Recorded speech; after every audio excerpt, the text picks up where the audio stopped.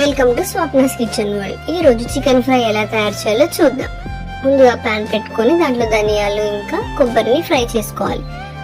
అందులోనే లవంగాలు, ఇలాచి, దాల్చిన చెక్క, స్టార్ పువ్వు, సాజీరా, సోంపు, గసాలా వేసుకొని రోస్ట్ చేసుకోవాలి. చల్లార్చుకొని ఇలా పేస్ట్ లా చేసి పక్కన ఉంచుకుందాం.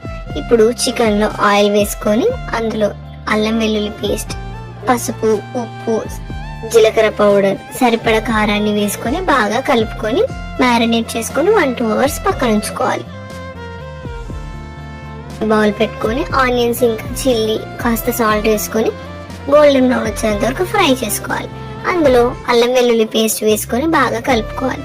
మనం మ్యారినేట్ చేసుకున్న చికెన్ ని కూడా యాడ్ చేసుకొని బాగా కలుపుకొని కాసేపు మూత పెట్టి కుక్ చేసుకోవాలి.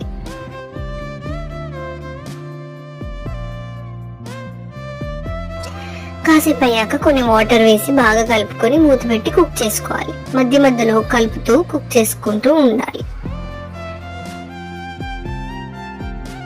కాసేపు అయ్యాక కరివేపాకు వేసి బాగా కలుపుకోవాలి. అలాగే మనం చేసిన పేస్ట్ ని కూడా యాడ్ చేసుకొని బాగా కలుపుకొని కాసేపు మూత పెట్టి కుక్ చేసుకుందాం.